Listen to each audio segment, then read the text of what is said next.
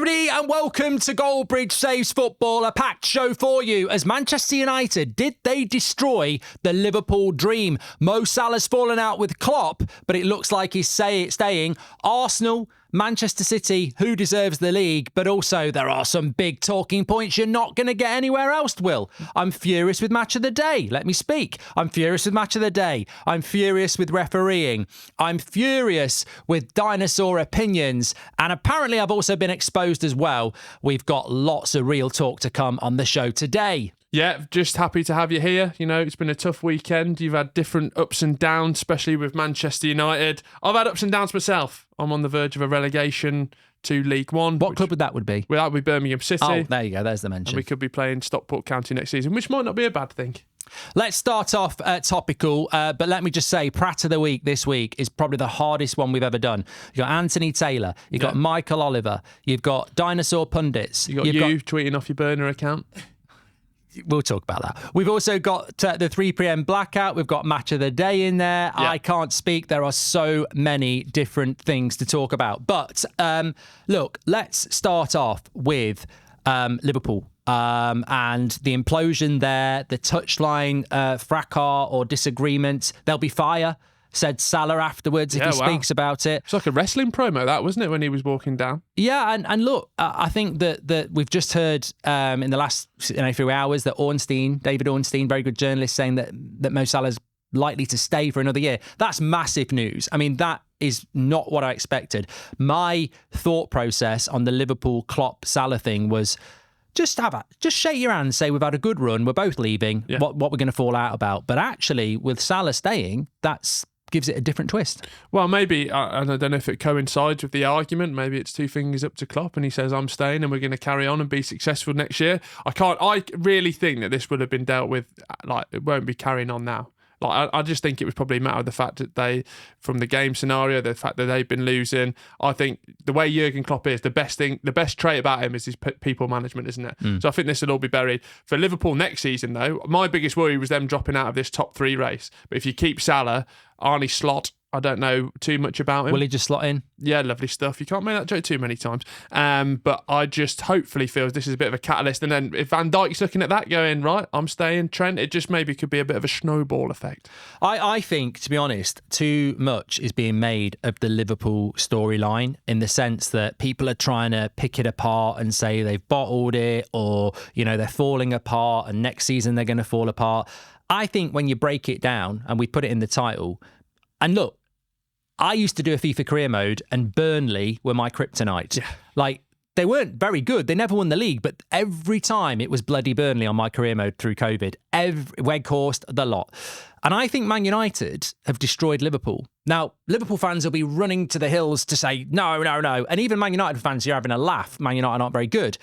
But I think Man United have been to Klopp what Burnley were to me in my career mode, in the sense that when you look at Liverpool, they were doing really, really well. They should have beat Man City at Anfield. And if they had done, if Michael Oliver, who we'll talk about later, had done his job, then maybe Liverpool would be winning the league and Man City wouldn't. But when you look at when they went to Old Trafford in the FA Cup, that was the pin in the balloon. That was when everything started to go wrong after that. I know there was also the league game where and Liverpool should have won both those games. They should have won the FA Cup game and they should have won the Premier League game, and they've ended up going out of the FA Cup and they've ended up dropping points at Old Trafford. And I think those two games really symbolise where it fell off. And I think the reason it fell off was because you look at the Carabao Cup final, you look at the Europa League, you look at the game against Man City in the second half, they were fantastic. But I think that FA Cup game made them realise that the Klopp farewell tour, they almost had an air of invincibility. Like, we can beat Chelsea with kids. It put a pin in the balloon. And I think it sent them crashing to earth, that they've not really been able to recover, because they shouldn't be drawing with West Ham, losing to Palace and losing to Everton in the way they do. And I just think they became human again. I think it's a bit of timing. Like, you mentioned the kids there, and it was just when we went into this season, we said top 4, like probably 3rd and 4th fighting for that spot. I think it's just a culmination of not having the squad which they need to fight the title front on. And that, to beat... So ultimately, you're just saying they just weren't as good as Liverpool. No, and we were speaking about the other week, weren't we, about Carragher saying they were overperforming, and when you actually boil it down, I think that they have overachieved this season because... But then also, does it tie back to maybe this is why Edwards has come back in, because when you're scrounging around for sort of defensive midfielder replacements on the last day because Henderson's gone, Endo, he turns out to be good, to be fair, but maybe it was in terms of that recruitment where we thought, oh, hang on a minute, they're going to struggle, but then they did well. So I just think it's you've got lucky there, because it is the game, the straw that broke the camel's back. Well, Everton fans can claim it as well, because they'll say, look at what we did at Goodison. And it is ironic that Man United and Everton have had really bad seasons, but both clubs' biggest rival is Liverpool, and both clubs have basically given that Liverpool team a kick in the nuts that's, left them short. But I agree with you, because I've said it as well, that I think that Liverpool... with Klopp this season have overachieved. It's very clear to me that Klopp was building another team that could win a league, but they're trying to hit a deadline that's been pushed forward by at least a year, and they're trying to do it too quick. But just feel very uncharacteristic. Like, with some of those Liverpool teams, it was, apart from maybe changing the midfield, the successful ones, it was always set, wasn't it? Like that front three's absolutely infamous now. But like even at the weekend, like the starting lineup just seemed very... I don't know. It just felt like they've given up, haven't they? No, not given up, but like even like the way that Salah and Klopp are, it just feels very. Maybe like after this game they will have accepted they can't win the league, so now the farewell tour actually does begin. Yeah, I think Liverpool will kick from disappointment, and we're not trying to outside win something, to actually let's celebrate the last few years under Klopp. And I think the Spurs game on Sunday will probably see a different Liverpool, but you can understand frustrations overflowing. It's that's why they get to where they are, isn't it? I think we know nobody would have said they're only going to win a Carabao Cup when Klopp retired. You would have said at least Carabao Cup and Europa League. I mean, the league was always up there to be won, and I think there'll be a massive frustration in everybody. I think it's a dangerous narrative, and I get why, if you're a Man United fan and a Man City fan, you'd be celebrating Klopp's demise in this time period. But the fact that he has gone up against a Manchester City over this last 9 years, again, it'd be one of those things where he goes, and then Man City could win the next 5 if Pep stays, and then we're thinking, thank God for Jurgen Klopp, thank God for those teams that could push him, because if the choice is Mikel Arteta and Arsenal side, hopefully he's building to where they can challenge them.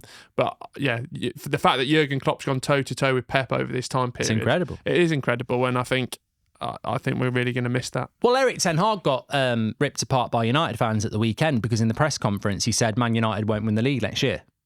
And United fans were like, "I'll talk about lowering the standards." And I'm like, hold on a minute. Yeah. Arsenal and Liverpool this season have been very good. I mean, Arsenal, we'll talk about in a minute, have been incredible. I don't think they're going to win the league. No. Because there's somebody in the league called Man City. If Erik ten Hag saying Man United aren't going to win the league next year, I don't know where people need to remove their head from their backside. Like what? Well, that's perfect as well. Every time we spoke about ten Hag and Ineos, it's been right. Next 3 years, you ain't going to win the league, and if you do, it'll be a Leicester City size victory. But it's going to have to take that amount of effort, and to have that sort of foresight to be like, right, everyone chill out. Let's do what Arsenal did. Get Champions League, build on that, then we'll go, and then we'll just keep building incrementally, rather than what have you done before, throwing all the eggs in the basket and it's just not worked. I'll tell you now, there's only one team winning the league next year. It's Man City, maybe Arsenal. No one else is going to be equipped to do that. Liverpool are going to have to be a little bit patient with slots. Spurs won't be there. It's Arsenal, but probably Man City before this season's even over. That's just the way the league is at the moment. They're an absolute juggernaut. But we'll talk about those two in a moment. Yeah. Did you see let's just bring a couple of refereeing things in here. They probably should be quite in late for us, actually. We should have been, that they will be in Pratt of the Week contenders. Yeah. Pratt of the Week is overflowing though, so we need to sort of overspill into this a little bit. Did you see the Anthony Taylor thing in the Liverpool game, first of all, and what we thoughts on it? Got the Areola one. Yeah, because the PGMOL were, I mean, look, I'd love to make it a PGMOL free podcast, but that's unlikely to happen ever. We were always thinking about, I'm sure I think it says it on the thumbnail for YouTube, I've had enough. Yeah. I'm beyond had enough. I was watching the Arsenal Spurs game yesterday, and before it started on the watch along, I said, somebody in the chat said, I just hope there's no bad refereeing decision in here. And I said, I think what we need to grasp here is that they're not few and far between. If you had a percentage, Will, what chance do you think there is that in any Premier League game there's going to be a decision where you're not happy about it? Because handballs, fouls in the box, red card decisions, they basically happen every game. So if you think about it as a percentage, the chance of a PGMOL VAR mistake pissing you off is probably running into 50, 60, 70% in every game now. And I think we need to open our eyes to that. They're not few and far between. Every game is going to get it because every game is going to get a potential red card, a potential penalty. So it's taking over the thing. But the great thing about Taylor, I'm going to ask you about, is that the PGMOL sometimes won't release the audio for 2 weeks on a big thing, but they were very quick to come out on this. Yeah, I think the best thing with probably for the PGMOL he struggles with this. I do really struggle with it. Is that was it Gakpo? They want you at their end of season awards. And today, the award for best referee for PGMOL. Can't do it. It'd be Michael Oliver. I'll just do the EFL one and just stand there and just hand it out. Don't say anything. I think the best thing was that Gakpo didn't put the ball in the net because I didn't see it, and I've got a problem with Match of the Day, so I didn't listen to it. But what? He hurt himself. Like he had a knock, got up, and then put the ball down to play on, and then so it was in play, and then Gakpo ran up to it. And then the referee was like, but it was in play. Yeah. So he's got himself out of a shitstorm, really, because ultimately, it does matter, but it doesn't matter. But the PGMOL said it was some sort of advantage anyway. I mean, look, for me, the biggest one of the weekend was the Man United game, which I don't really want to talk about too much, but Man United, Burnley. Do you know my big worry for you? What? Because we're on the right side at the moment. Yeah. But when you're getting into territory of match of the day stuff, which is an institution, that's fine, and when you're getting into the territory of like premeditated sort of they're going against us, I don't want to be seeing you wearing a tin hat having a 3-course meal with Matt Letizia. That's what I'm worried about. It's really funny, isn't it, how I had a pop at Match of the Day on Sunday morning and then Sunday evening. This is what I'm talking about. I'm getting absolutely piled on. But there's no correlation there. Well, I think they're coming for me. Who? Look, if you dare say the media, I'll flip this bloody barrel. I think the media are coming for me. And if I disappear, Will, in the next week or so, then you know where to go looking. Yeah, exactly. Actually, there's a big list. Yeah, but look, Lineker, I don't think it's a concern. I don't think Who do you think would actually go for you first?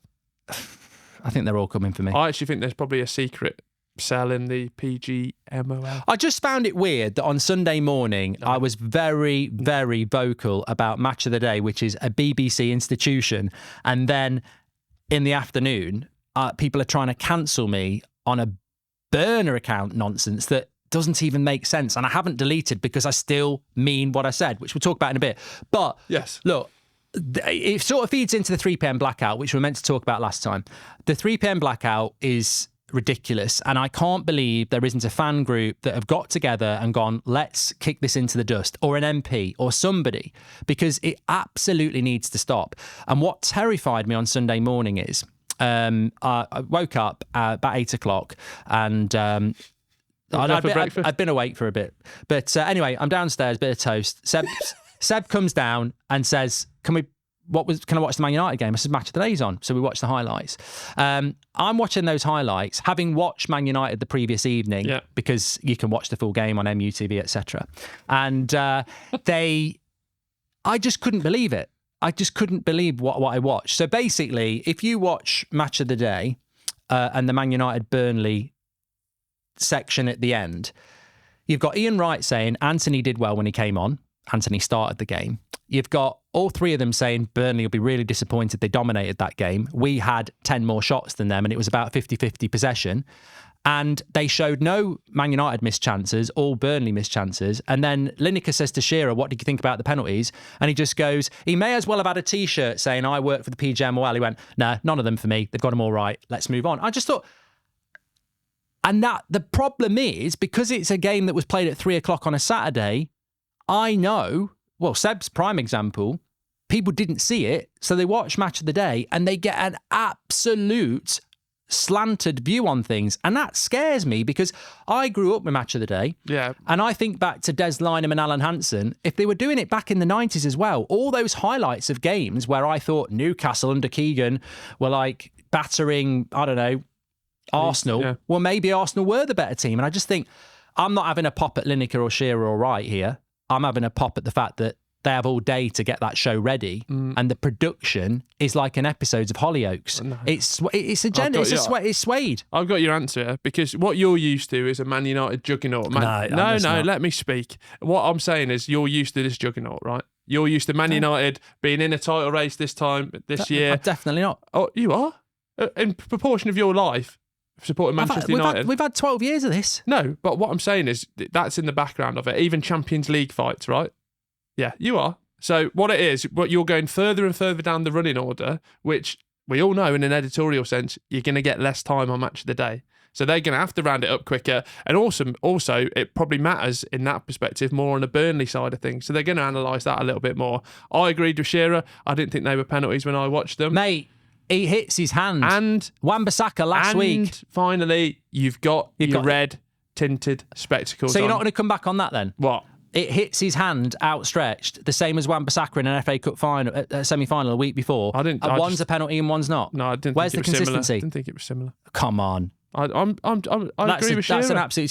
Shearer's only doing it because the PGMOL are telling the BBC, help us out. Shearer is a good man. That's twice in a week Shearer has stuck up for the PGMOL every bloody time. No, I disagreed with. Now, I'm a man of honesty. You know, I've been getting off the fence. I've been going on the one side or the other. Last week, Shearer was in the wrong. This week, got nothing wrong with it. No, mate, look, Man United are crap. They're rubbish. I don't want to talk about the performance at the weekend, but having seen the Burnley-Man United game, Burnley played very well. They had a slightly little bit more possession than us, but we had 27 shots. I think they had 15 or 16. We had the better chances. A draw was a fair result because it was a penalty for them at the end. We should have had penalties. And for a producer to produce a cut like that and allow it to go out that Burnley were unlucky not to smash United. They dominated it. We didn't play well, but that's not the story of the game. And I will stick up for that because what you've got there is an institution on a platform that I've paid for throughout my life with my licence fee, and they are scripting an episode of War, Raw is War. It's like, let's make Burnley the good guys and Man United will pretend that they were that shit. And that wasn't the story of the game. And also, it was a bloody handball. And I'm going to say this now. How hard is it? Let's bring Oliver in now. How hard is it for a referee to get the right decision? Quite hard sometimes. Yeah. But from a VAR point of view, how hard is it when you think about the Burnley handball or you think about the Everton one last week? How hard is it for VAR to sit in a room like this with all the screens and see a handball like that and go, last week in the FA Cup semi-final, a penalty was given for that handball. I know. Let's be consistent. The Wan-Bissaka one against Coventry. Oh, sorry. Yeah. So how hard is it for them when I know it, you know it, everybody watching or listening, you know that handball against Coventry and you know the handball that Everton should have got, which has led to the tweet from Forest. Yeah. So Man United get a handball like that. All right, the referee on the pitch might not see it. Fine. But how hard is it for VAR to people to research football and have a consistent set of rules where they go, really good opportunity here. Nottingham Forest put a tweet out and caused us massive problems this week because we missed the handball at Goodison. Yeah. And the day before, one had been given for the Wan-Bissaka one. Mm-hmm.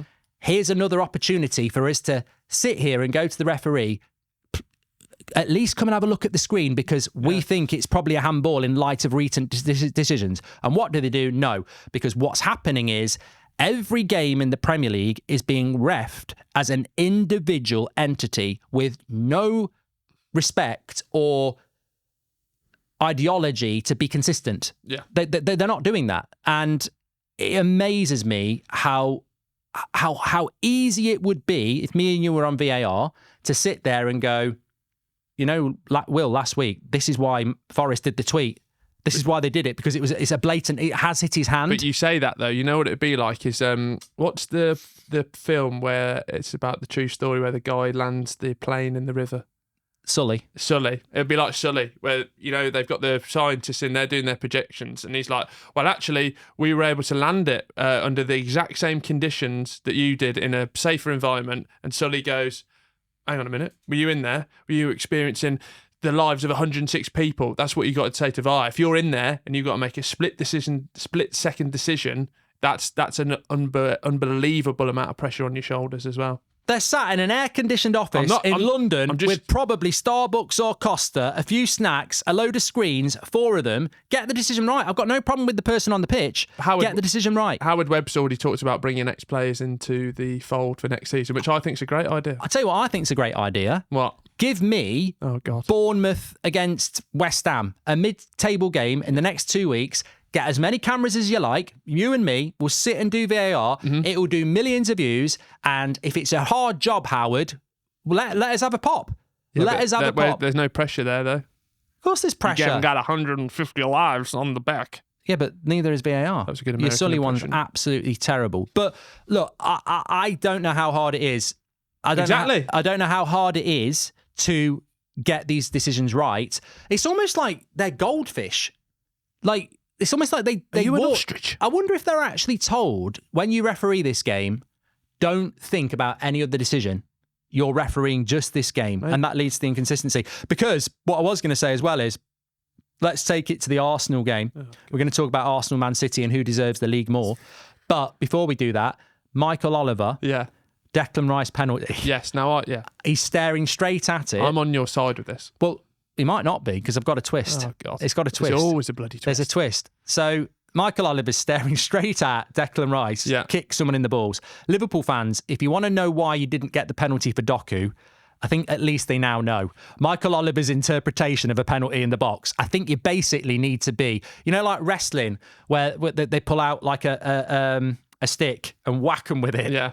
I think you've got to some do brass that, knuckles behind the back. Them. Yeah. I think you've absolutely got to batter them for Michael Oliver to give a penalty. But do you think that the reason some referees are not giving penalties now is because they're almost going, I'll leave it for VAR to tell me? But then VAR goes, well, it wasn't clear and obvious. So we're missing out on even obvious decisions now. The reason I had a spin on your spin with Oliver and Taylor, because my big problem was that with... Oh my God, I can't speak. My big problem with it... He gets emotional about Michael Oliver. God, yeah, was that the fact that he and it's Anthony Taylor... Get his mum to do your hair. Yeah? What's wrong with this? Apparently his mum does his hair. That's only a joke. I'm two cuts off a really good mullet here, I think. My problem is that a good thing? Yeah, very good. Anthony Taylor and Michael Oliver are the representatives for the Euros next year, aren't they? The Eurovision. For Eurovision. I would watch that. Michael Oliver and Anthony Taylor.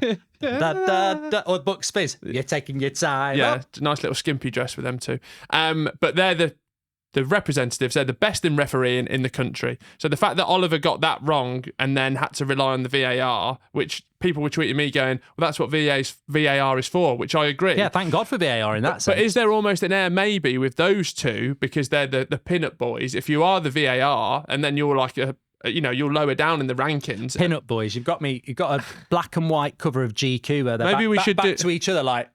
Maybe we should do a calendar Sales next are year. Through the roof. Sexy referees. Just get them Oliver like.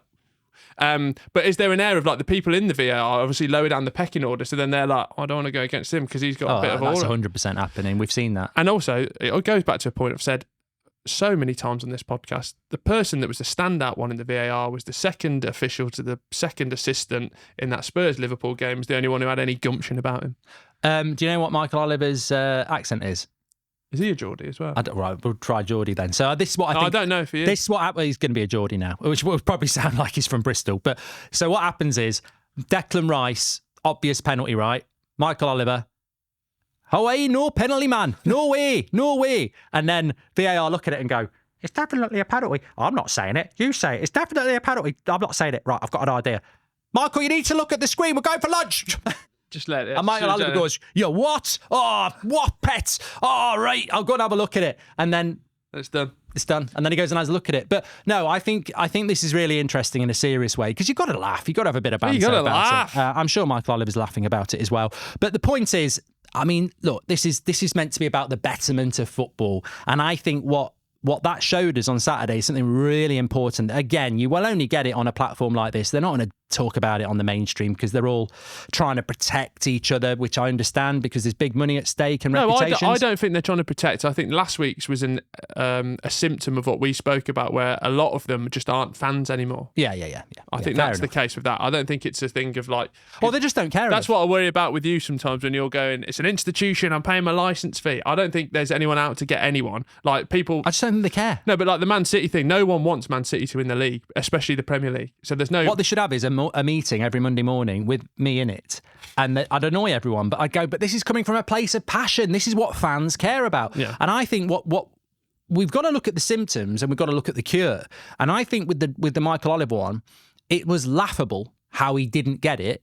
But thank God VAR got it. Yeah. Because we're not talking about what an VAR, idiot. But as a referee, he still made a massive error. Yeah. But we can laugh at it because it ended up being right. But I think that there is a symptom here where it's inexplicable why Michael Oliver and some other referees don't give decisions. Like I thought in the Villa game, I saw it in real time that it was a foul on the Villa defender. So I thought it was a foul. And I thought, well, if I'm seeing it on TV, the referee should see it, but he doesn't give it. And Michael Oliver doesn't give it. And I think what's happening is referees aren't giving decisions they normally would do because they're thinking, well, VAR will help me out. But we already know that VAR will stick with the on-field referee. Yeah. So basically, I think that some obvious decisions are probably slipping through because the referee thinks I've got VAR to protect me, but then VAR's there. Well, we're here to protect him only if it's clear and obvious. So it's almost, I think referees actually need to be better in the sense of you'd be better off saying it is a penalty and then retracting it. But then VAR is the problem because they own this.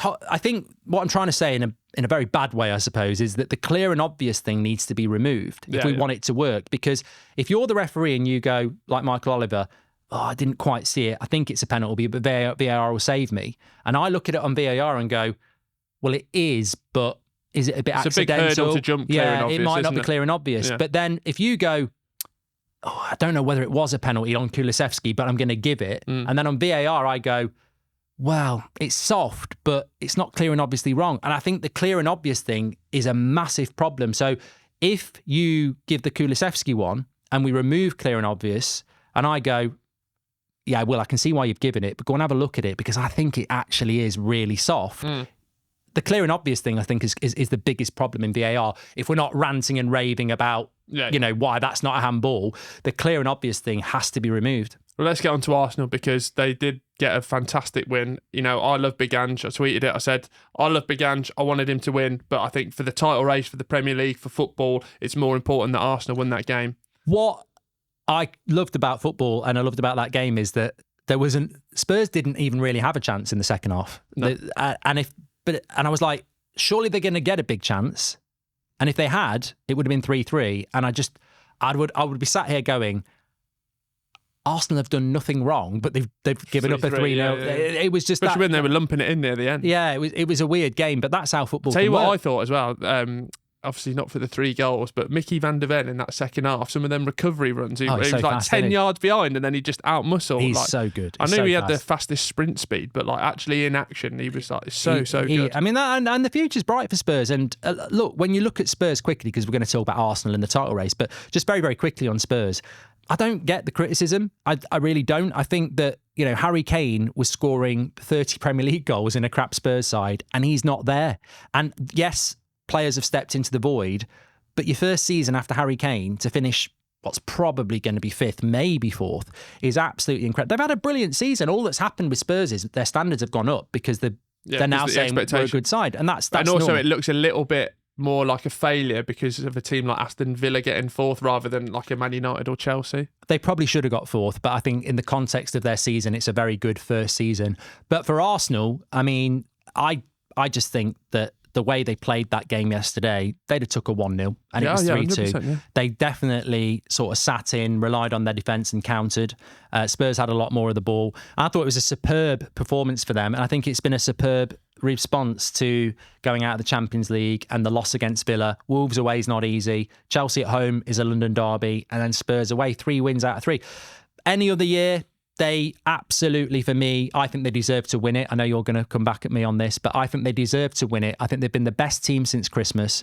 They've conceded the least goals and they've scored the most goals. The only reason they're not going to win it is just because Manchester City are an absolute juggernaut who are still going to win this league on what I think is probably a 7 out of or an 8 out of 10. They haven't even been that good. But you say deserves. I think you need to. You want Arsenal to win. I want Arsenal to win. You want Arsenal to win. You can't say they deserve to win. For the good of the league. Yeah, that and I the agree with. integrity But of the league. you've got to swap out deserve because that's crazy. Because then we start going, well, I think Luton Town deserve to stay up. But I don't think Man City do deserve to win the league. And you'll notice, Man City fans, I don't want to talk about 115 anymore. Why? Not because I've been threatened legally. We cannot say anything.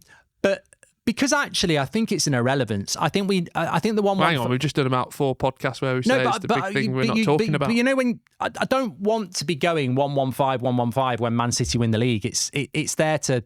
Yeah. You know, piss off Man City fans and take the shine off the fact that they are the best team in the league.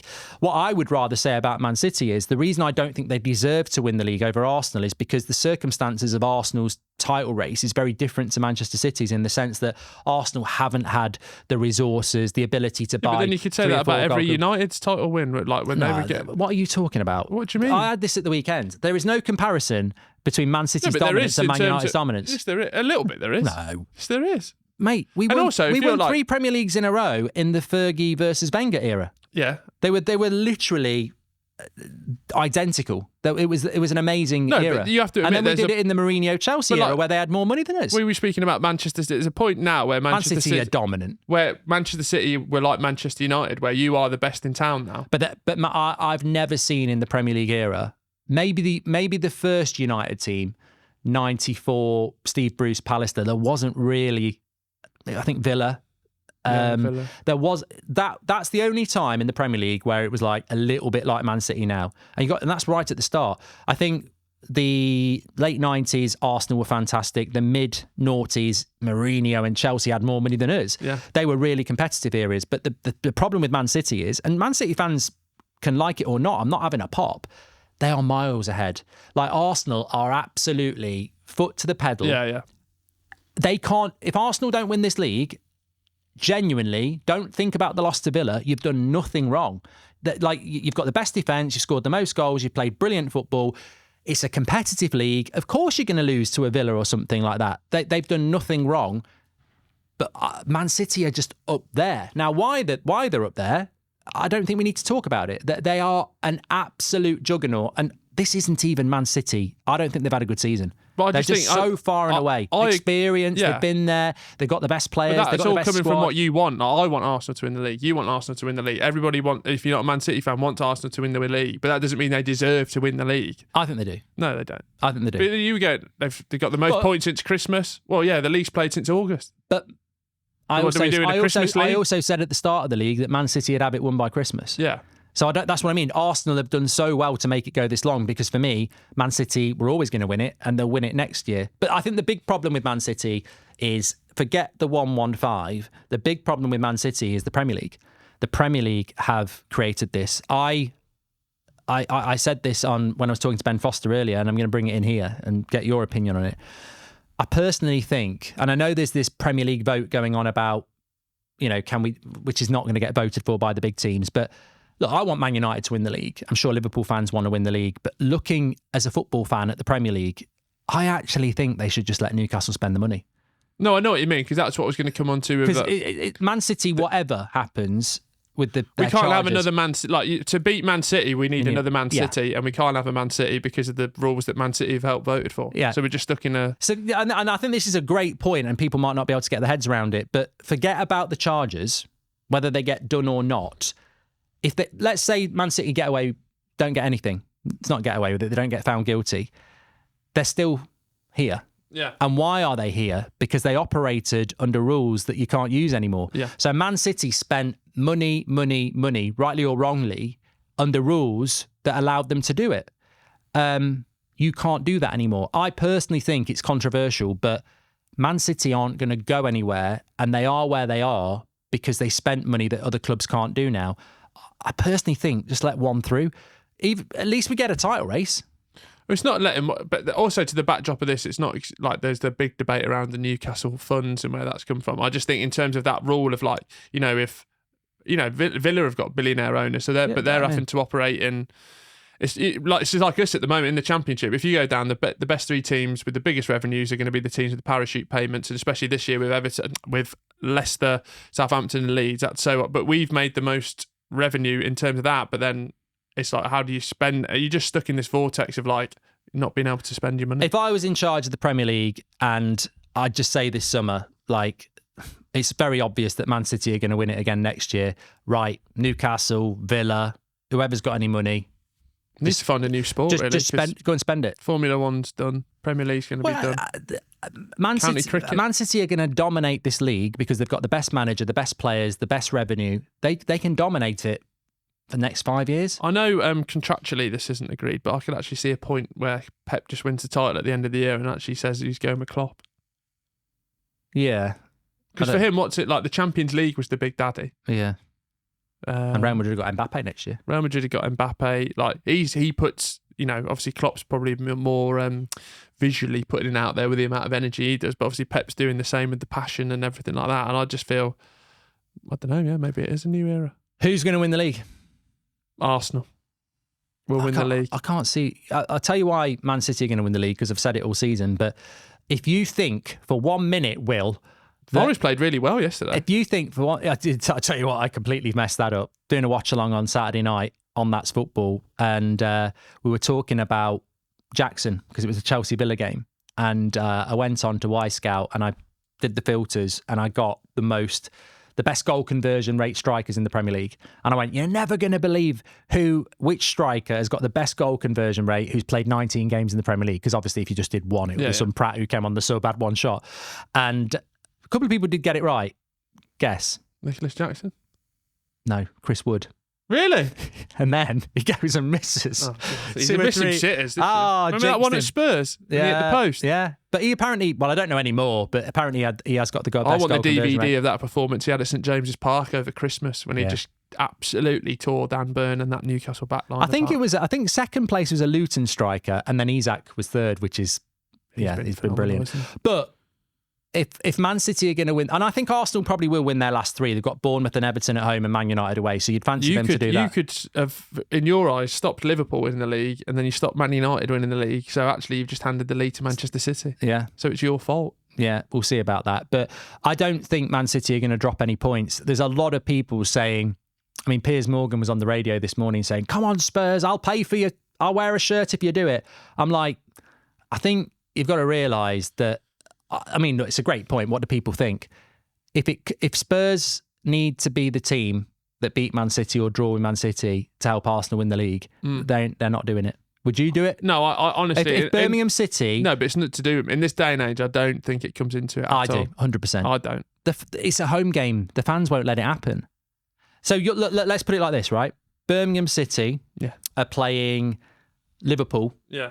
And Villa, if Birmingham draw or beat Liverpool, then Villa are going to win the league. Oh, God. And that's what I mean. Amplified the same because it's Spurs and Arsenal.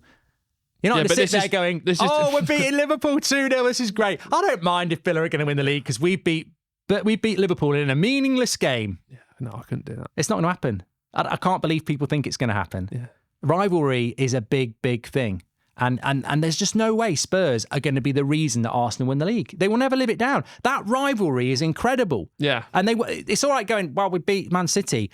Arsenal fans will surely the worst thing's already happened though, hasn't it? When Arsenal won the league at White Hart Lane. But being the reason. Yeah, but they were that day. And it was at they celebrated a Premier League title at White Hart Lane. I know. Maybe that's the pinnacle. And this is the backdrop as well of it's when in WWE when foes there's a great Seth Rollins, Cody Rhodes, they hated each other, Mark, but they had to team up to stop a greater force. And the greater force is Manchester City. Spin it another way. Look, Spurs should be looking to beat Man City for the good of football, but spin it another way, right? Man United are playing Arsenal, final game of the season at Old Trafford. And we know if Arsenal beat us, City, they win the league instead of City. I tell you what, legs wide open, do what you want. Yeah. And I think most Man United fans would agree with that.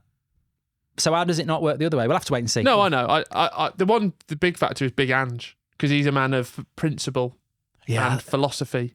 I also think top four would have been a factor, but they've got Chelsea away and Liverpool away in the next 2 games, and unless they win both of those, I don't think they'll be anywhere near Villa.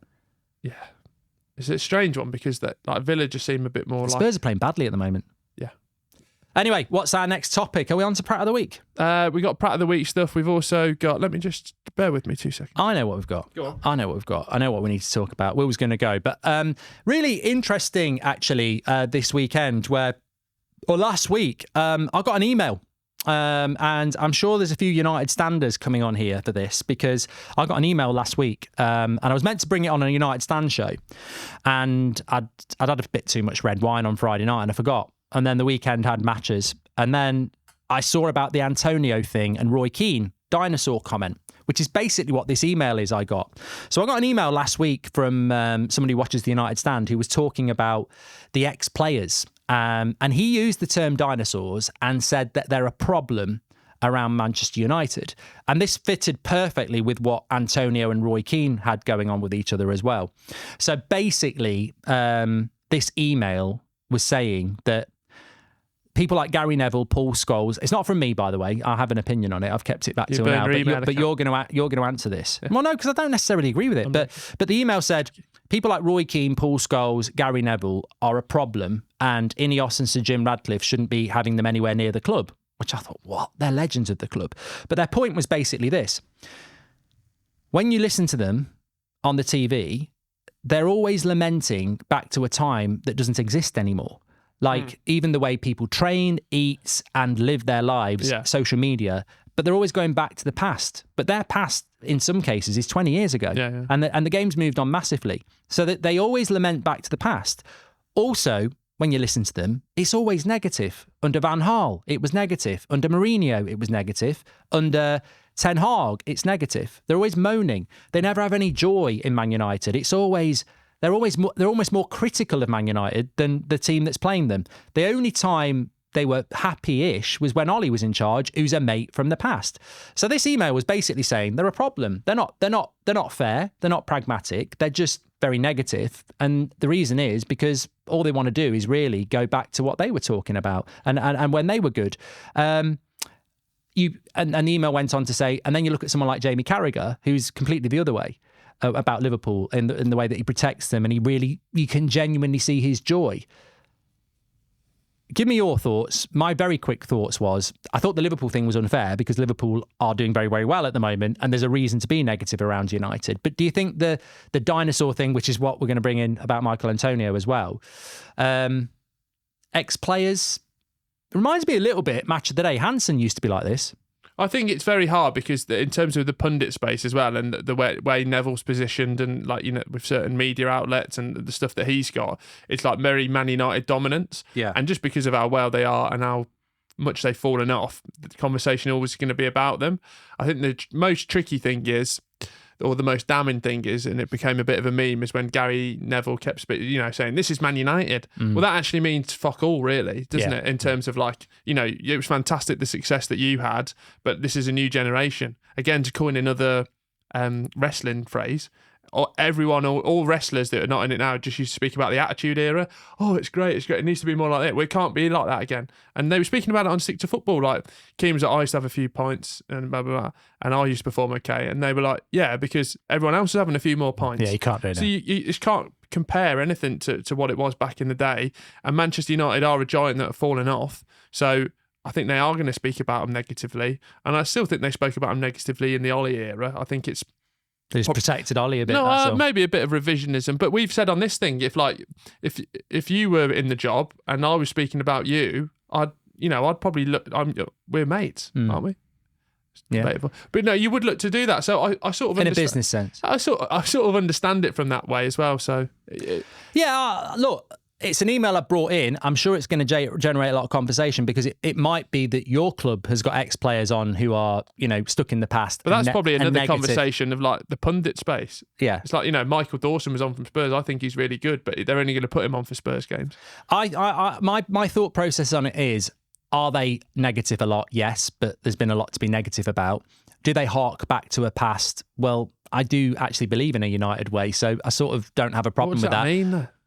Well, I just think, but this is where I was going to go with it.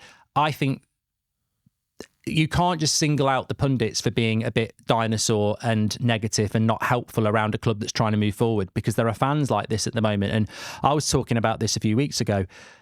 I've noticed they're almost not supporting the team, they're supporting the dream.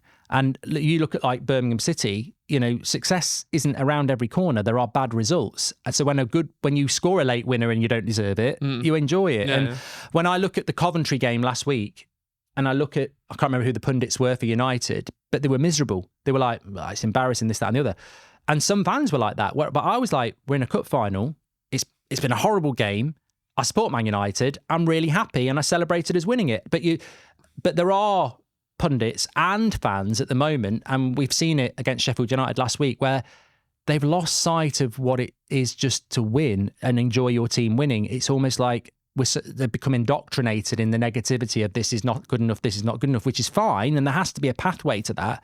But there is a lot of negativity, but it's not exclusive to pundits. Like, there is a lot of negativity in the fan base as well, where they don't enjoy the late winner at home to Brentford because they're like, we shouldn't need a late winner against Brentford and stuff like that. And I just think the purity of being a fan, this comes from a privileged position. If you like, especially if you got into Man United, you're right. If you get onto Man United as in the 90s, like, you've only known one way. So then when you are getting those results, you probably don't know any better, really, to be honest. So that was that. Give us your comments on that. But this was something we were going to bring in because I don't know which side of the coin you'd go on with this, Michael Antonio or Roy Keane. So Michael Antonio, current West Ham forward, slammed Roy Keane as a dinosaur for the criticism of his own podcast. So basically, Antonio's got a podcast and he's a current serving player. And Roy Keane said, I think podcasts can be a distraction for a player, particularly if they're on the back of a defeat and you're in the next day and everyone is having a bit of a laugh. I don't think you should be having a laugh about football for a week or two after you've been beaten.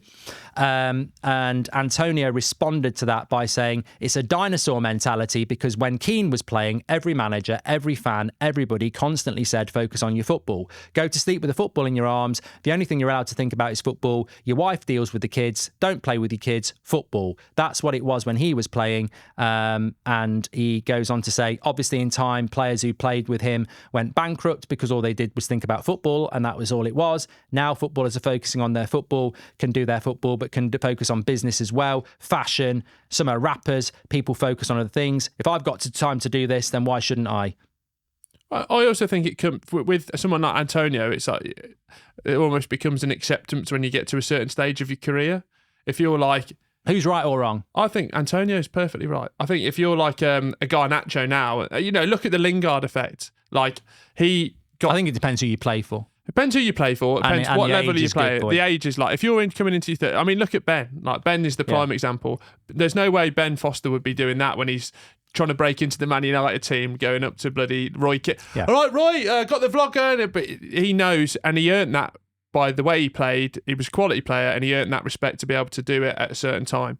Antonio's doing a podcast once a week, looks like from home, which, if we all know the technical accessibility of that, lifting up a laptop, chatting for an hour. Look, I think this comes just down to different. So, I mean, I didn't like the fact that Antonio said, it was all about football. You look after the kids. I mean, that's a dangerous thing to say because it's like you can't say that every footballer back 20 years ago left their wife to look after the kids. Yeah. But what I do agree with him on is that football's very different now.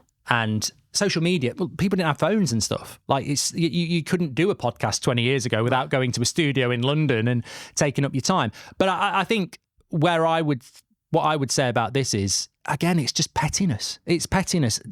Antonio is coming towards retirement with West Ham and is looking at a career beyond football. Yeah. And Roy Keane was the best captain in Premier League history, playing for one of the best teams in Premier League history. He's not going to be doing a podcast because Mo Salah's not going to do a podcast. Kevin De Bruyne is not going to do a podcast. So Roy Keane, as an elite high-level footballer, would look at what Antonio's doing and go, no way. But Antonio would look at it and go, but I'm not winning Premier Leagues or anything like that. I've got the time to do this. The only problem I'd have with it is that I'm a bit uncomfortable if, you're Antonio and I'm Defoe, I think he does it with, or someone Callum like Wilson, Callum Wilson, and we sit there and go, Anthony Gordon's a load of shit, isn't he? I just think that. I don't think they do that, though. No, they had a laugh at Richarlison. I don't listen to the podcast. I don't think many people do. But the unwritten code is that they got to know it's that where you cross the line, isn't it? The big thing as well, it's entertaining though, isn't it? Yeah, and coming from the previous conversation is, previously, if there's so many limited spaces in the punditry space, back in the 90s, early 2000s, pre-social media, how do you even get a chance to sort of project your personality? Like Jimmy Bullard, we all love him, and that was because he got to show these little glimpses that got picked up by Soccer AM. That's once in a blue moon, where now someone like a Micah gets a chance on 5 Live, smashes it, and goes on to do what he does. Troy Deeney, Defoe, like the fact that we got Mikel Antonio will go on to do some good punditry stuff from a West Ham perspective is great, but then that means you should be able to see him on a Super Sunday with maybe not Tottenham Arsenal, but like, because he's a good speaker and he's just he's very honest as well. Well, also another good point is that throughout my whole life, if you've got a player that's injured, they'll be on the BBC World Cup squad, won't they? Or they'll be in the studio for, Leon Osman. I remember him being injured for Everton, and he was there for an Everton-Liverpool game. So, it's a little bit wrong to say that they can't do it. What I would say is it needs to be the exception and not the rule. You wouldn't want every serving player to go and get a podcast or anything like that. No, but that has to be a professionalism. And also that, that's when you need a good set of mates around you. Where if you're the boring one in the group and you're thinking podcasts are good, and you're going, let's start a podcast. It's like, hang on a minute. You're a really good lad and I like you. But you're boring. But you are boring, so we don't need to hear from you for another... Where Mikel Antonio, very, very good. Deeney obviously says what he says and comes from a very high-level background. So I think it's just finding these characters, and if they do shine, it gives them a chance to go on to sort of break the mould in terms of punditry that we've been known to have. So we're basically saying that Roy Keane's right and Antonio's right in a way. It's just a clash of... No, I'm not saying Keane's right. Oh, I think he's right. That's what you're saying. I think he's right because he's coming at it from a different time, but he's also coming at it from a different level. That's why I'd say he's wrong. No, he's right. Well, I'm saying he's wrong. Because he didn't name... Actually, the interesting thing is, what I didn't tell you is Antonio named Keane, but Keane didn't name Antonio. Yeah, but that's classic Keane. Yeah, he said, these podcasts. That's classic Keane. Yeah. But he is right in the sense that if you are an elite player, you shouldn't be doing that. No, but... Because Kevin De Bruyne shouldn't be doing that. No, but it's what you're doing as well at the stage. Like the Jesse Lingard stuff ended up being too much. The amount of ambassador. But then is it a case of did he know he was only going to have that 2-3 year window at the pinnacle when he could get the merch out, get all the ambassador roles, and he's cashed in? Or would he have not done them and then he'd still be playing for Man United at 30, 31? I'll tell you what, there's so much for you to get your thoughts in on today. We've got Match of the Day scripting, in my opinion. We've also got the officiating again. How hard is it to actually get these things right? And is the rule around clear and obvious actually the biggest issue? We've got the podcast wars. We've also got the who deserves to win the league more, Man City or Arsenal. Get your comments in because they help us do the... we nick them. Do you know what we've not even spoken about as well is what led to the stuff that we were going to speak about with the burner account? Oh, yeah. With Edison and Onana. Yeah, we've got to decide on a Pratt of the Week in a minute. But, so the Onana penalty is a penalty. Yeah. As soon as I saw it. But how has he done that twice? I don't do red-tinted glasses. And I don't. I don't defend the undefendable. I mean, I didn't really want Spurs to draw with Arsenal yesterday, but as soon as Declan Rice did that, I was like, is there an angle here? And I was like, no, he's a definite penalty. And I think with Onana, that is blatant. I don't necessarily think I want them to be penalties. I saw it in the World Cup on Messi, when there was a follow through from the keeper. Yeah, but that wasn't a follow through. He punched him in the face. Yeah. Two-handed. Yeah, it's a penalty. Yeah. And the stupid thing is, the Burnley player doesn't even get the ball, but you've just gone and hit him. You made a decision. So, yeah. Well, I don't think the Edison one is anywhere comparable. Well, the Edison one for me, and amazingly, I actually explained this in a tweet, which apparently people didn't read properly, is that Edison is leading with his hands. The Forest player is going with his head. There's clearly only one player who's got an advantage there. It's a foul. No, I think it's like that. I go with my head. He goes with his hands. That's dangerous going with your hands. I'm not going with my hands. So that's dangerous. So for me, it's not as clear cut as the Onana one, but it is a foul. But that's where I would, because we're on the right side here, and then I understand from a Man United perspective with the Manchester City penalty and the backdrop of it all, but we got to be not careful, but when you're throwing things in about it, being from like it's not premeditated, but you know what I'm trying to say. My point really is this: the referee on the field, I'll give him a freebie. He's not giving it, but the referee on the field didn't give the Onana one. No. So my logic when I'm tweeting about keeper goes with his hands, Forest player goes with his head. Yeah. There's clearly only one player that's got the advantage, and that's the one with the hands. Yeah. And he doesn't get the ball, so therefore he gets the player. It's a foul. Mm-hmm. That was the breakdown of it. Yeah. When you think about the Onana one, it's more clear cut. But neither referee on the pitch gives it. So then you go to VAR again. Now, if I'm in the VAR room, I'm very fresh about the Onana one. I look at the Edison one and go, all right, it's not as bad, but he still led with his hands. He hasn't got the ball and he's hit the player. Yes, the player has hit him as well, but he's gone with his hands, which are more dangerous than the head. I should be looking...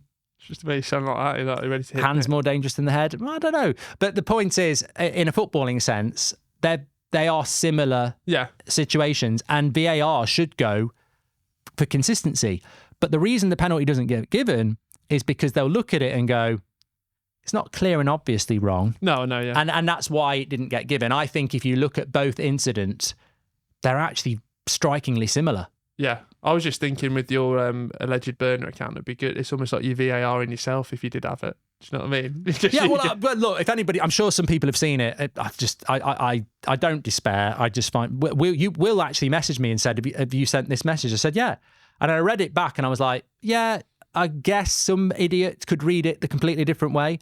But I've not deleted it because it's exactly what I meant. The fact that Edison goes with his hands, Forest player goes with his head. There's only one player who's got an advantage, and that's Edison, and it's a foul.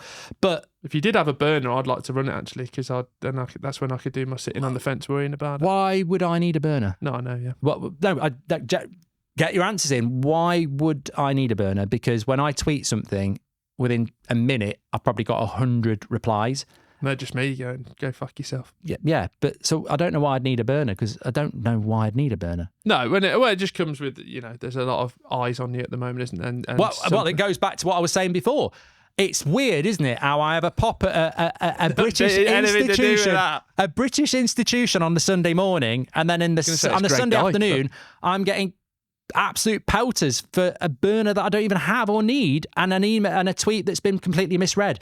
I tell you what. Colombo would look at that and go, you don't need to be me to know there's something dodgy going on here. They're coming for us. I might start some burners up, actually.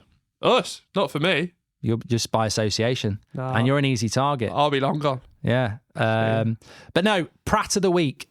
Yeah, it's a big one. I think, we speak about, I think Michael Oliver, just in terms of So can I give a short list of Pratt of the Week just so everyone else, because we will pick it. Yeah. You got a bit of stick for going for Anthony last week. And he gave a big up yours with his goal at the weekend. Yeah, great 3 points there, and, wasn't it? I'm quite close with Anthony, and he did really well, and then got Sonic the Hedgehog out afterwards. Yeah, do you know why I did? Yeah, I saw, but what do they say? Especially just because if you're at Man United, do it the Man United way. Well, act like you know you're going to score again, not get Sonic the Hedgehog out every time. Look, at the end of the day, he sent me a message, and his English ain't good, and he spelt Will with an E. Yeah, but tell Well to go fuck himself. Yeah, good. Basically, we'll tell him in.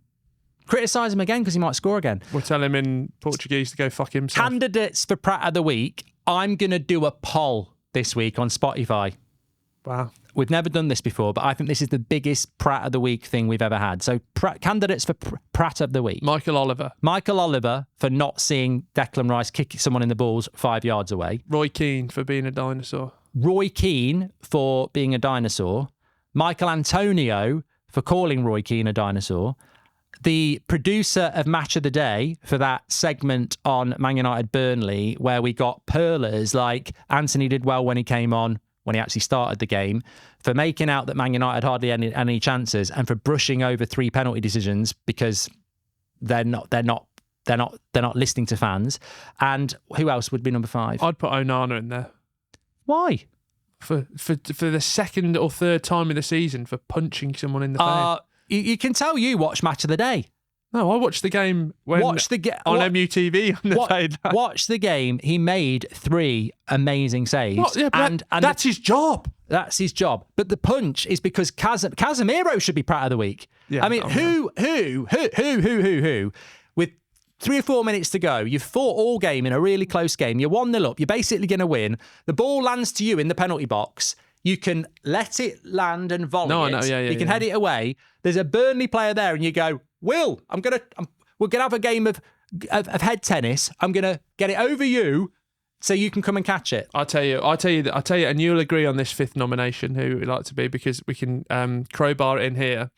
Solihull Moors, where we're currently based, are going to Wembley. Well, there's a section on this. No, well, I can tie it in here so we can wrap it up neatly. There was a Barnet fan they had on the TNT broadcast who said, really excited to blah, blah, I think we'll win, blah, blah, blah, and good luck to the Solihull Moors who bought 4 fans today. Well, have that, because we are Moors. Have all 8. And we're going to Wembley. No, I've got that wrong. 4 times. Have all 16. Yeah. 4 fans, 4 fingers. Exactly. So they're off to Wembley. And, you know, if you are Barnet and you're in that position and you've got a fan like that, you don't have to be so dismissive of a team like Solihull Moors.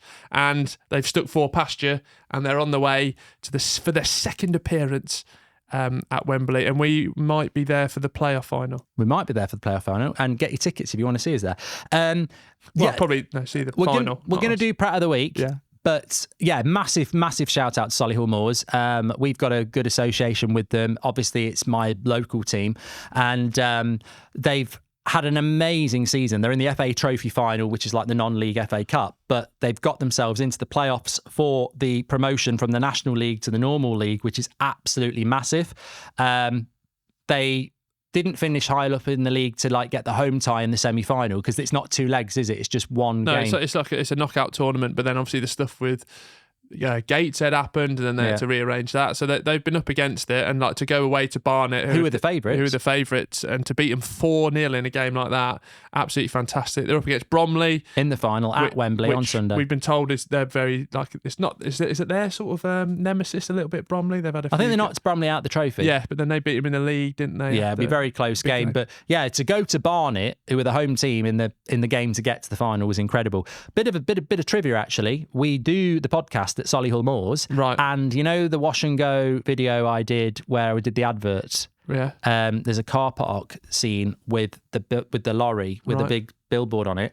That was in Barnet's car park. Wow. Nice ground, Barnet. Yeah, very nice ground. Edgar Davids played for them. Yeah, he did. Look at us having a National League playoff chat. Well, watch this space, because the EFL is going to get it big time next season.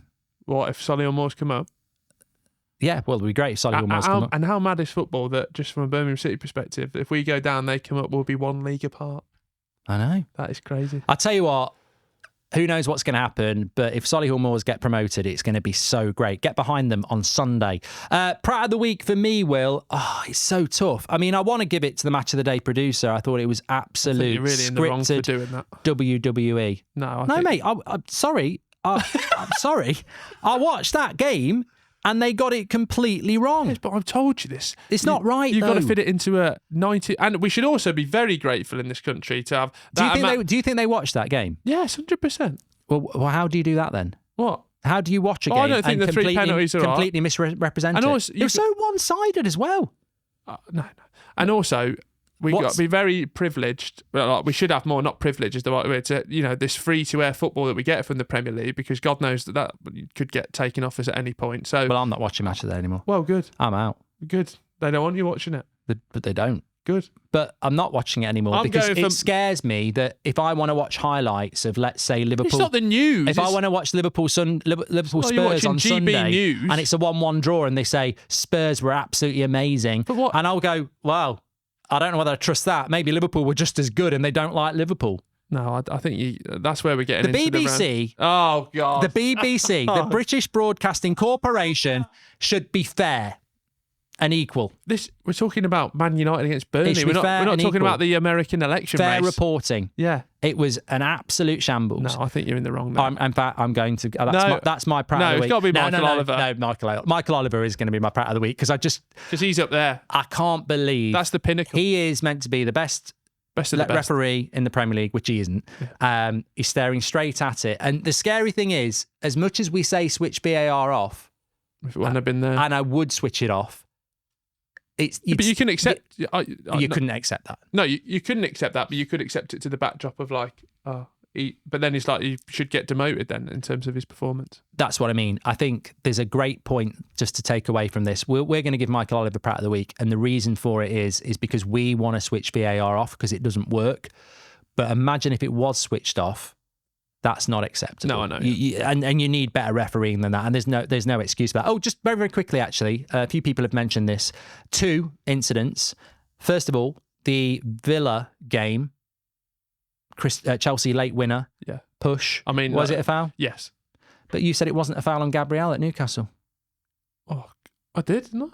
Well, I did. I think it's a foul on both. I think he's like pushed him. I have sympathy for Chelsea though, because they can point at that and go, well, they didn't give that one. Yeah. No, I thought that was a foul. Yeah, I thought it was a foul. And I'd want it. Kulusevski in the first half. Obviously, Arsenal went and countered straight after. Tried to stay on his feet. Bit of a clip from Trossard. No, not too clear and obvious for me. I think if he'd gone down, it's a penalty. But then we're in really murky waters then. But here's a question for everybody. Does it promote diving? Because I've never seen a penalty given when somebody is fouled and tries to stay on their feet. Well, that's like always been the mentality against English players, isn't it? When we go into like this, like being cute, getting around the referee. We always got told doing the to go dark down. arts. Yeah. I'd have gone. I tell you what, if that had been me in the box, you wouldn't get back up, you old bastard. You'd have got a triple pirouette, whatever you want to, the lot. You should have gone down. Yeah. But yeah, I think the decision was right on that one, definitely. So yeah, we'll go Michael Oliver with Pratt of the week. Time for the quiz. Have we done Salah or Klopp yet? Yeah, we did that at the start of the show. Oh, it's just been such a great episode. I don't know whether we did actually do who was in the right and who's in the wrong, Salah or Klopp, but we can do it. I mean, at the end of the day, I suppose, let's just phrase it like this. Salah or Klopp, you've got a manager having a player take a pop at him, but he is your best player. He wants to get on the pitch. He's not happy about getting on the pitch sooner. In relation to Klopp and Salah, a legendary manager, a legendary player, which side of the coin would you go with on this? Especially now Salah's staying. Does that make people think a little bit more sympathetic to Salah because Klopp's going? You know the way he came down the tunnel and he was like, I'm not doing the open media. I'll be speaking fire. I actually think it had been dealt with by then, and he was almost a sort of... Sometimes it's harder for the lads from abroad, maybe, to get that sort of... what's it when you're trying to be funny? I can't think of the word. My mind's gone blank. Do you know what I'm trying to say? Yeah, sarcastic. Maybe. So yeah, the sarcasm to come across. I think it was probably him being a bit sarcastic, and it had been dealt with. Because if you're Jurgen Klopp doing the media, then going into the dressing room, that's going to be the biggest talking point of the weekend, isn't it? It's like when Chelsea won 6-0 the other week, and Pochettino was trying to speak about the game, and all they wanted to speak about was Palmer, and you just get that nipped in the bud. Well, it's a little bit like when Ten Hag had Ronaldo on the bench and he refused to come on and walked off down the tunnel. Yeah, like the manager has to be in the right there because it's an authority position, isn't it? But I just think that it's great news for Liverpool that Salah's staying. I think that makes next season a little bit easier for them. Yeah. And I think that they'll sort it out, and Klopp and Salah are legends of Liverpool, aren't they? And I just don't think I don't think it would be an issue even if Jurgen Klopp was staying. I think they'd sort it out. But the fact that he's going, nip it in the bud and sort it out. Time for the quiz. Okay. Producer Niall's devised the quiz that's going to work like this. It's a penalty shootout format. Okay. You'll go first, Mark. If you miss and get the question wrong, I've got the chance to steal for a point, and vice versa. If we're tied at the end of 5 questions, Niall's devised a potluck question to decide the winner. I'm gutted. Why? Because I forgot that we were going to do a new quiz, and I've spent all week looking at Premier League teams from 2000 to 2020, memorising their entire squads. Nice. You know, well, we did say on the podcast. Ask me Charlton Athletic from 2008. Richard Rufus. Ambrose. The man we met at Wash and Go shoot. The goalie. Oh, yeah. Illich. Sasa Illich. Yeah. Bents, they definitely would have had Neil Redfern. Yeah, good one. Scott Parker. No. We came from Charlton Academy. Yeah, but that's only because he did McDonald's advert. I don't think he played for them that much. I don't think Are you joking? He had a standout season for Charlton Athletic. I got that wrong. He won again. Thank you. I have to admit that... Oh, God. What? You're right. Yeah, all good. I just had to admit that a lot of these questions were actually topical for this week. Yeah, that's Champions perfect. League based as well. Yeah, okay. Just asking. Mark will know that. But we'll starting off with a few Premier League questions. So what do we do? You'll go first. If I get it wrong, then it comes to me, and vice versa. You get a point, though. Yeah, only a point. Yeah. Okay, so starting with question 1. I'll go away. That's the question of sport, isn't it? Yeah. I'm not, who has the most clean sheets in the Premier League this season? David Raya. Correct. Nice, 1 point to you. You know, Pickford's only 2 behind him. Well, he's had 3 in a week. That's incredible for Pickford. I mean, I'm one of Pickford's, don't clip this up because he knows I don't rate him, but I'm one of Pickford's biggest critics. Why? I just don't rate him. But that is incredible. Yeah. And he deserves to be England's number 1. Yeah. There's no one else. Clip that up. Go on. Will, who has the most yellow cards so far this season? Oh, I mean, Fucking hell. It's easy. What, this season? Yeah. God, it's so easy. I'll go Gabriel. Gabriel? Yeah. Go on then. Is he right? No, he's not right. It's Polina. Oi! I thought it was getting thrown to me. Oh, yeah, should have got I wouldn't have gone with Polina. I'll let you off. Okay. I was going to say Casemiro. Yeah. Okay, so we're going on to the Question 2. question 2 for the Champions League now. We have Dortmund, and so when did... Is that the answer? That's going to be the answer. Come on. No, when did Dortmund win the Champions League? What year? Ooh. When did Dortmund win the Champions League? What year? Bloody hell. They did play in a final against Bayern, I think, in 2013. Come on. You're out. Your mum's countdown. You're chuff. going to count down. 3, 2, 1. I'm going to go 2006. Comes to me. I'm going to go 96. It's 90... Do I give you the answer now? Yeah. 97. Oh! Well done. You're not having a point. Lambert. Paul Lambert. Yeah. playing for I was Dortmund. trying to think. I don't know. Yeah. Still 1-0 to Mark. My question. Second question. So sticking... I thought he was guessing the answer. No, it's not. No. So, no, sticking with Dortmund then for that actual... It's the 2012 final. They were against Bayern. Yeah. It was 2-1. Robin scored the winner. Who Yeah. scored the goal for Dortmund? Lewandowski. No. Goetze. Oh, shit. Oh, is that the final? You got to guess. I thought he was just giving us a bit of No, stats. sorry, yeah. Yeah, I'll go. What's his name? Goetze. No? Who was No, it? It was Gundogan, actually. Oh, He's been good playing fun. a That long was at time. Wembley, wasn't it? I genuinely thought he was just giving, like know, some yeah. question people do. You know, they do it on the chase, don't they? Afterwards. Oh, but yeah. So it's 1-0 after 3 questions. No, this is the third question, isn't it? Well, this Oh, is it's like for the- me. This is for me. This is like the third round. Yeah, almost. round 3. So it's mine now. Yeah, you're 1-0 to you. So we're Chelsea playing Spurs. Why'd you get your introduction like that? Well, I just thought it'd be. You haven't got to vindicate yourself every time. Just giving a bit of So, context. you know, Chelsea are playing Spurs this week. I'm just giving context. We had the famous Battle of the Bridge game. How many yellow cards were given in that game? Chelsea Spurs, how many yellow cards? Is this question 3 for us both? No, this is just your third question. Oh, you've had yours. Okay. No, I'm having mine after. But what was that question we just had then? That was my second question. All right. Okay. I'm going to go with 8. 9. 11. How many? It was 12, actually. Wow, That's what a quite a battle lot. that was at the bridge. My question, third question. So for that same game, how many red cards were there? Oh, I reckon there was a few at the whistle because you remember it kicked off down by the... I reckon 3. 2. No, there was actually 0. Bit of a trick Oh, it's a question trick question. Very good, Niall. Fourth question Now for you you. get this on the fill-in. Still 1-0 to you. Good Okay. level of question so far. there. So back to the Champions League now. A little bit more context. How many Champions League has Bayern Munich won? I would say Bayern Munich have won 5. 6. Correct. Oh, it's a steal. 1-1. And it comes to my question now. Obviously, Champions League this week. Yeah, we're just same thing, but how many Champions Leagues has Real Madrid won? Oh, so what? La Decima was 10, was it? And then if they won, I'm going to go 11. 14. Correct. Yeah!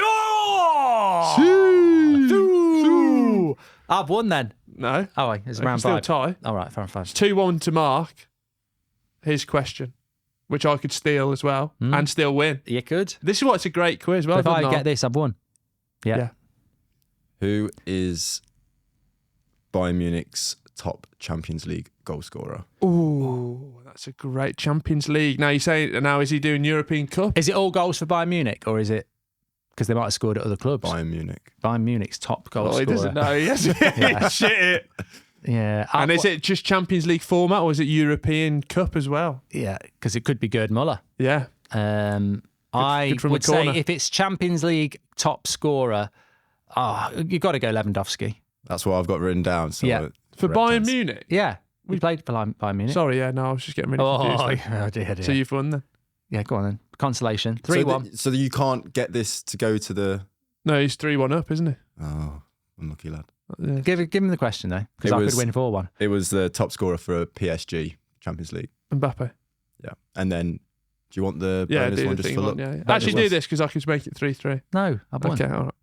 It was how many apologies have VAR given to clubs this season? Official apologies. This will be close. Let's both go with a number. So I'm going to go official apologies.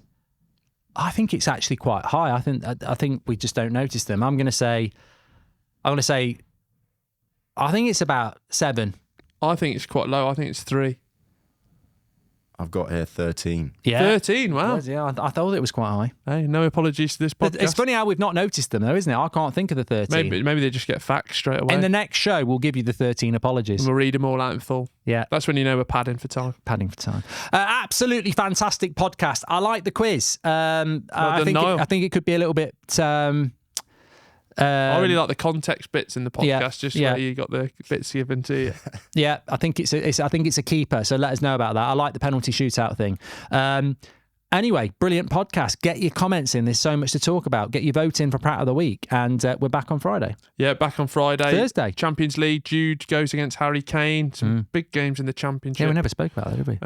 But yeah, looking forward to it. Thanks everyone for listening. We're chasing down Champions League spots on Spotify, so make sure you give us 5-star review, etc. Give us a follow if you are listening on Spotify. Really, really helps. We're climbing the charts again, trying to get back into the European spots for the end of the season. Get your questions in as well, because that really helps. Any comments on there, just get writing. Yeah, we didn't get any questions in today, but we will on Friday. Thanks everyone. Take care. Bye.